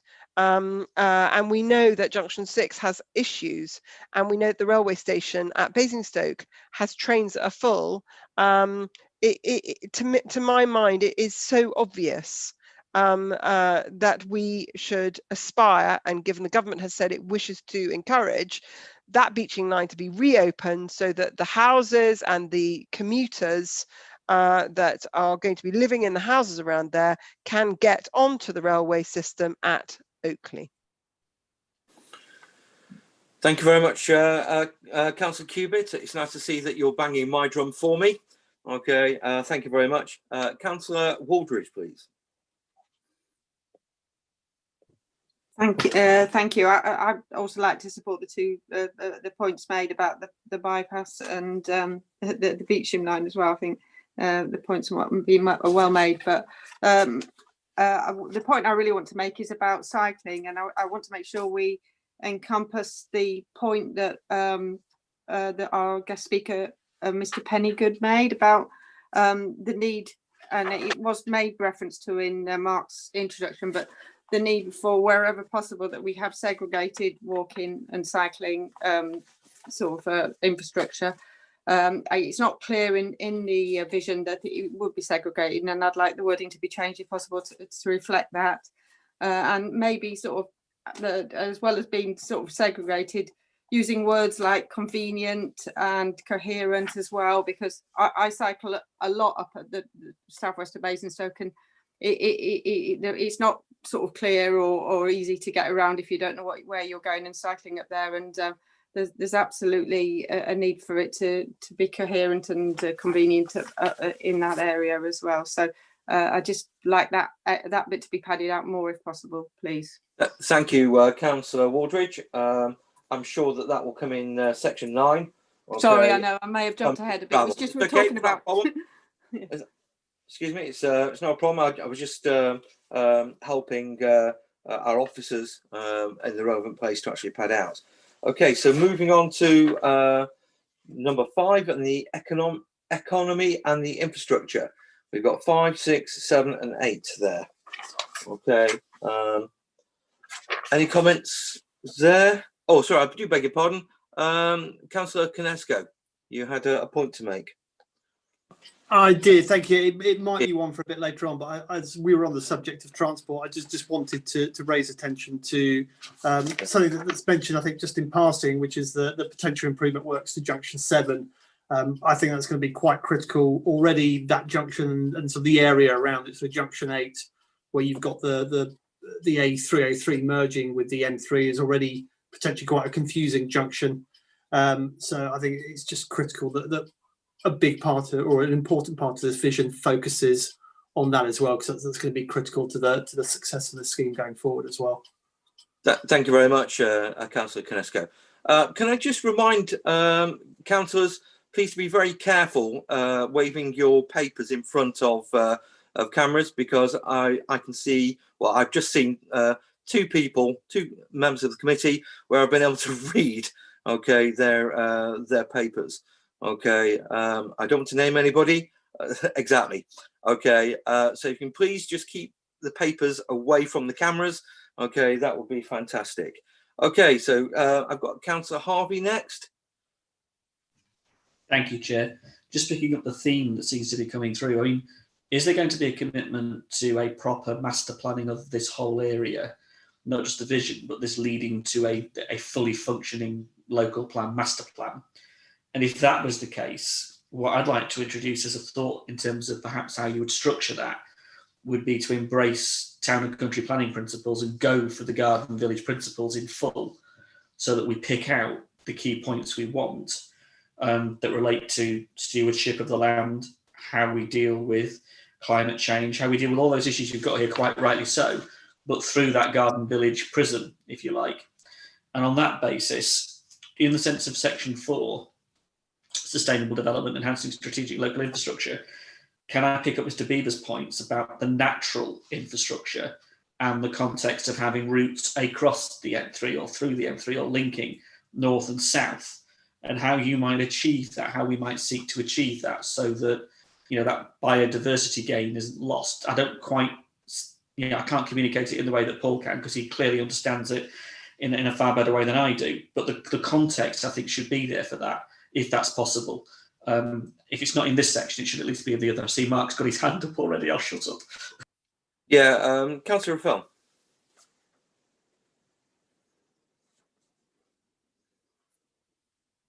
Councillor Raffel, were you just agreeing with Councillor Harvey, or do you have a point to make?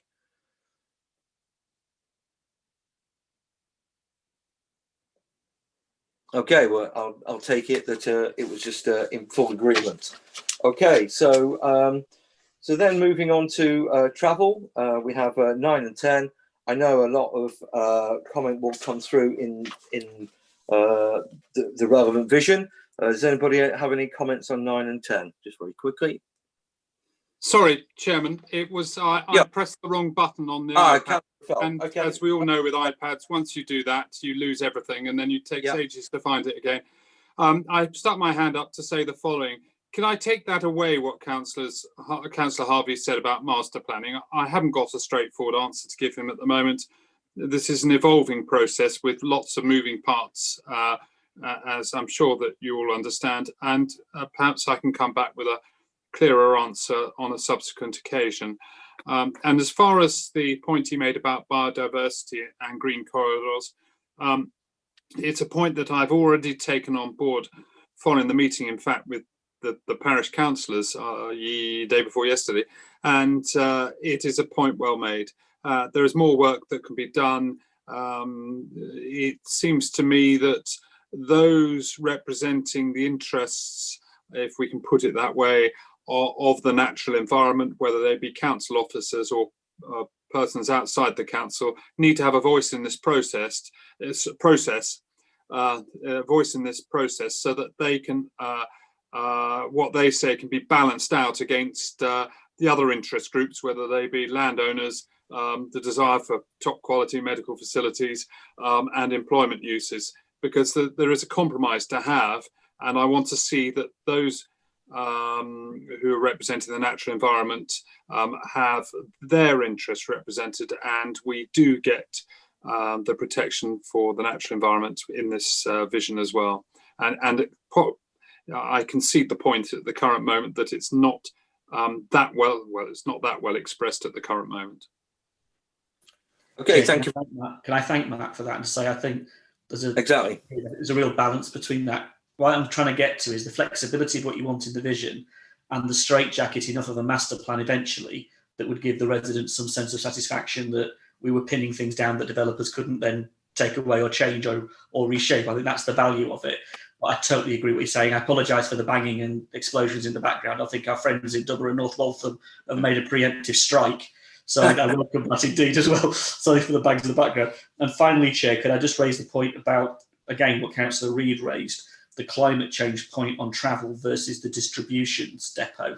I do agree with the contradiction. It is quite juxtaposed, isn't it, to think to push to climate change, and then we're thinking of a depot. It just doesn't sit right at all there. And I totally agree with designating Old Down. So if Mark's going to take anything away as well, would you take that away as well? Another thing. Thank you. Thank you. Councillor Gavin James. Yes, Chair, on that climate change point, I think it's worth stating, if someone's going to build a distribution centre, they're going to build a distribution centre, and if it isn't in Basingstoke, it's going to be somewhere else, and the lorries will still travel. So actually, there's no big shakes there. What it needs is to make sure that distribution centre comes from an authority that's very switched on, very clued up, and adopts planning principles. That means that it has to be carbon neutral, and very simply, whoever's going to distribute from there, hopefully someone like Amazon, will end up having to plant enough trees to soak up the CO2 emissions they create. And with a name like Amazon, that should be really easy for them to do, and they can easily afford it, I'm sure. Thank you, Councillor James. Okay, I'd like to now move on to, unless anyone has any other comments, the principles for growth, which I think is what everyone was waiting for. So I'd like to take Vision Principle 1. delivering the right growth. Does anybody have any comments on there? Please, let's not repeat comments that have already been made. Okay, make reference to them, but new comments, please. Anybody? Okay, Councillor Konesko. Thank you very much, Chair. Yeah, my comment relates to point B under Vision Principle 1, which is this idea of creating a gateway to Basingstoke, so somewhere that as people drive past, they're inspired to explore and find out more about our wonderful borough. But I'm struggling to envisage that inspiring gateway to Basingstoke alongside a distribution warehouse and potentially even a hospital, both of which are known for being quite utilitarian buildings, perhaps with design not at the forefront. So I don't have any solutions to this, but I think it's a challenge for the vision as we produce it, is to how do we square that? So we do produce a gateway to Basingstoke, but we do have those facilities that we need. I'm not disputing for 1 second that we don't need a hospital there, but it's the two visions, utilitarian buildings, an inspiring gateway to Basingstoke. I struggle to see how we can square those together. Okay, thank you very much. Councillor Gavin James, please. Just really simply, I don't like the phrase delivering the right growth, because I think if you make any statement and the alternative, the opposite to that statement is completely bonkers, then it's not worth making a statement. And we're saying delivering the right growth as opposed to the wrong growth. And I just think it just needs, I appreciate it's just a heading, but it just needs some better wording. So deliver, because I mean, right growth is a bit subjective. If I want to build a big warehouse, then the right growth is warehouse. If I want a hospital, it's hospitals, I'm looking for a house, etc. So I just think there should be some better wording in that, delivering the right growth as opposed to the wrong growth. I don't know how you define what's right and wrong, because it depends on your view. But I don't know what the selection of words are. I just didn't like it. Okay, thank you very much. Okay, then moving on to, if there's no further comments, okay, Vision Principle 2. Okay, Councillor Miller. I'm afraid it's going back to what Councillor Gavin James said. Development should contribute to the borough. It's item number C in the Vision Principle 1. At the moment, we're being driven by the development. We're not dictating what we want there. We've got an application in front of us and we're just accepting it. But the wording in here, if you want to deliver the right development, some of the arguments here are saying, well, we actually don't want a distribution centre down there because it's going to interfere with the gateway. I've got no problem with that at all. But the way it's worded, development should contribute, should reinforce. Well, that that by implication says we control the development. We're not controlling the development. I know what it should do, but how do we ensure that it does? And that's I'm coming back to something that sometimes we don't really feel as if we're in control. Somebody came along and put an application in for a distribution center. Did we want it there? Do you see what I'm getting at? It's just a question of how you want to deliver this. Now, I've seen it in that context. Other people will see it in that context as well. Does that mean the borough is going to be controlling the development? You can sort of turn around and say to this, well, yes, we do need a western bypass. Are we controlling that? I just bring it up. It's just a way of presenting these. I agree with the right growth, the comment by Councillor James, but maybe I'm not putting this the right way, but we should be controlling that development, not being given the development. Thank you, Councillor Miller. Okay, thank you very much. Councillor Cubitt, and then Councillor George. Thank you very much. So I've moved to Principle 2, and I'm not repeating anything that I've said before. Thank you. I am going to talk about what has been flagged up by, for example, the chairman of DUMA, and many times before, is the problem of sewage and infrastructure. As you all know, we had a paper in 2015 that identified that we had a shortfall of 195 million. That was in 2015 of infrastructure that was required and had not been delivered. and sewage and the water and the rivers and the nitrates make this box so important but so difficult to meet.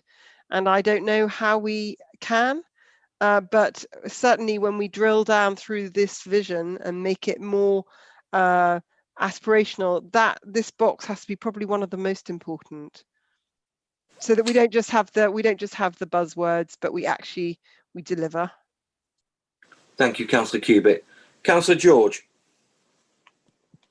Thank you, Chair. Yes, looking at this document overall, it is aspirations, it's a vision, and I'm just wondering whether, certainly if you look at Vision Principle 2, C and D are providing opportunities. Well, those are the sorts of phrases you see in basic planning documents, as a condition or as a commentary in a planning document. I think we should be much more. If it's purely a vision and it's an aspiration, we should be, for example, not providing opportunities for generate sustainable renewable energy. We should actually have an ambition to do it, not provide opportunities for it. I understand the process of planning and all that sort of stuff, but if we're going to be aspirational, we should actually state we will do it, because we're all going on and saying, we're going to drive electric cars in the future. Well, frankly, the emissions from an electric car rely on the national grid energy supply. And fundamentally, if we're not doing anything to change the national grid energy supply, no matter what we do, we're not helping, frankly. And so I really think we need to be much stronger on those two things and really say what we mean, actually. And Okay. Sorry, I have a second one, if I may. Yeah. Briefly. The second one is to pick up Councillor Cubitt's notion on the nitrates issue and contamination issue in general. One of the big problems in terms of offsetting nitrates is, in fact, the low standards of discharge from our sewage works. If you look at all the calculations and what you have to do to offset nitrates, it all comes down to fundamentally how well you're retreating the sewage water that we're currently putting through the system. And without fundamentally, getting southwest water or sub water to actually improve the treatment standards, we're going to find it difficult, increasingly difficult to offset those nitrate problems. So, as part of the infrastructure delivery, we've really got to get down to that, because it has so many knock-on effects in terms of amount of land or agricultural land we may have to take out of production or what have you. It's a real key issue.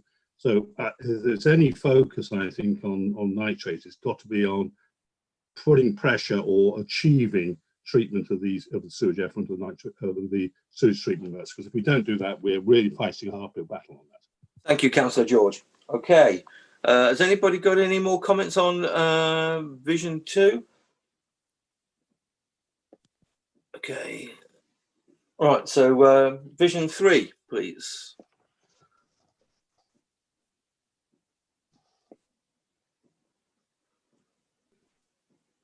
Nobody got any comments for Vision 3?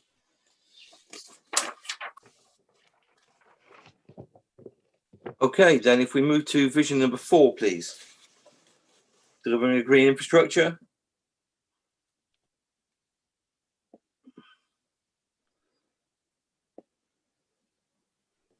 Nothing on there. Okay, so Vision number 5, please. Improving connectivity.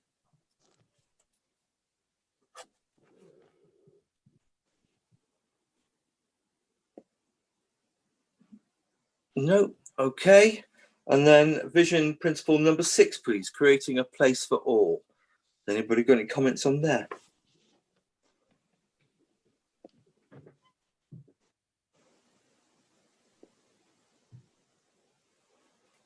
No. Okay. So then we have the map. Okay, the vision for Southwest Basingstoke. Does anybody have any questions on that map? Even though I think we had a few early on after Mark Lambert's presentation. Okay. And then finally, we've got the final two, delivery and consultation. Okay, is anybody in questions on that? Councillor Watts. Thank you, Chair. Mine was on the map. Okay, certainly. I beg your pardon. We'll go back one page. It was just a potential strategic gap for Dummer. Is that the golf course at the Dummer is the strategic gap? Would be my question. No, I don't believe it is. I believe it's land, as I understand it, between the settlement boundary of Dummer and also the M3, but curling round, okay, to ensure that that Dummer is protected, okay, and given a strategic gap. Right. Oh yeah, I know what you mean. Yep. Yep. Thank you. It's a pleasure. Anything else? No. Yes. Okay. Sorry. So on delivery, it's my. Sorry, Councillor, let's just get everybody over the page. Okay, onto number 6, delivery. Now, Councillor Cubitt, please. Sorry, we can't emphasise enough the fact that we've failed collectively and corporately to provide the infrastructure in order not to deteriorate the quality of life of our residents. And the infrastructure delivery plan is obviously essential. We all know that, but the viability word always scares the living daylights out of me.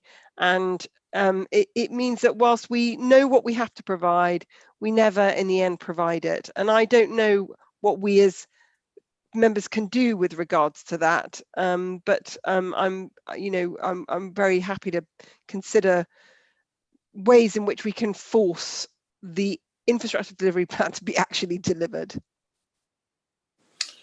Thank you, Councillor Cubitt. Okay, so then moving finally, Councillor Cubitt, your hand's still up? Oh no, okay, that's great. Okay, finally moving on to section 7. Has anybody got any comments on section 7 that they haven't made before?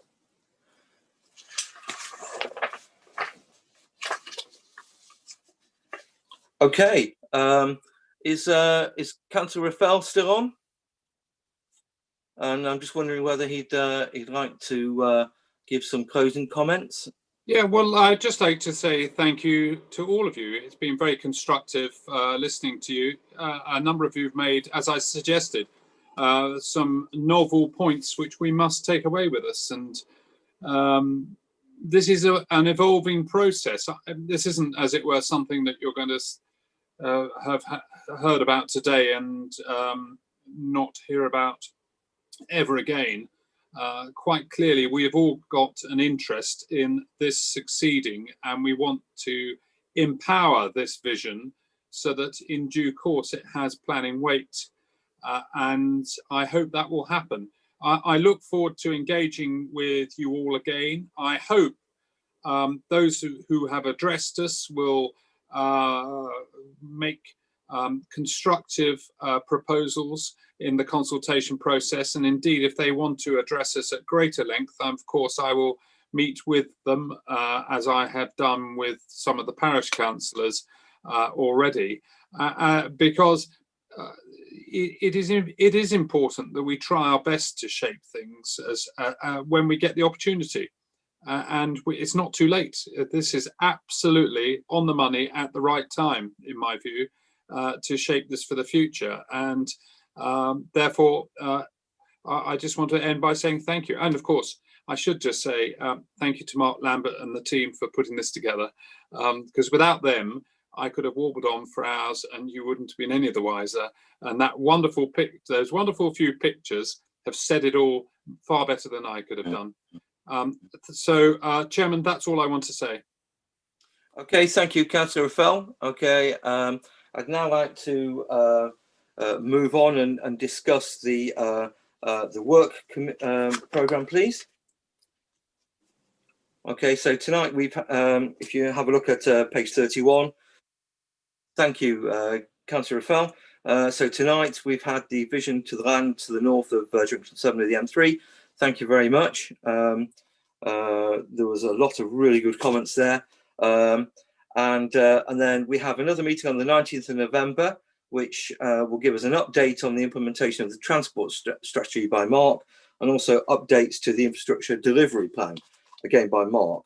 Okay, so that will cover the 19th of November, and then we move on to the 7th of January, okay, of which we get an update to the committee, okay, on the authority and monitoring report for planning. Okay, so moving over the page, okay, on that night as well, we also have Housing and Wellbeing Review by Kate Randall, which we're all looking forward to. We have an Economic Recovery Framework update, and we also have the Green Infrastructure Strategy. My one concern, committee, and I don't know who else shares it, but there is an immense amount of reports and work to be done in January. Okay, at that one meeting. Does anybody have any comments to make about maybe moving something to March? Okay. Any comments? Or should Councillor James, Laura James, I beg your pardon. Thank you. Just to say that I'm looking at the monitoring report for planning. Sure. That's a massive document in itself. It's huge, isn't it? And I think it almost stands alone as a piece of work. So I really feel that would be crazy. Sorry, Councillor James, can you turn off the radio in the background, please? Oh, sorry. I beg your pardon. Sorry, really sorry. Thank you. Yeah, I think it's absolutely crazy to have that report on at the same time. And that's a massive report in its own right, that one. So I just think that should be standalone. Okay, but I know I've got Councillor Cubitt to come on and say in a minute, but what about if I was to arrange another evening in January, okay, where we can just consider that alone? Would the committee be up for that? Yes. Okay, so what I'll do is I will look to move the authority monitoring report, okay, to another night, okay, probably towards the end of January if we can find a suitable date. Okay, Councillor Cubitt, do you want to make a comment? Firstly, I completely agree with Councillor Laura James, but in view of the fact that the housing well-being and economic are all relating to correct, yeah, the pandemic, yeah, I could imagine. I mean, I don't know how comprehensive and how long those are, but maybe it might be more sensible to just make the second meeting a COVID meeting and retain the AMR with the green infrastructure. I mean, it's just an idea. Well, I'm open to suggestions, committee. Okay, because there's an immense amount of work there, and it's how do we split it? I mean, I'm happy to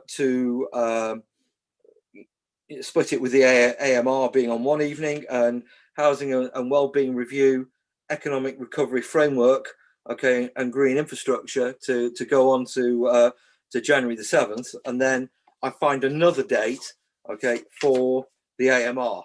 Okay, can we have a show of hands to go for agreement with that? Okay, 1, 2, 3, 4, 5. Okay, that's I will do that then, and so the AMR will have its own separate evening. The other three reports will go into January the 7th. Okay, we then also have the 4th of March. We have a meeting of the local plan outcome of issues and options consultation. Okay, and I think that's quite nice there. Okay, and then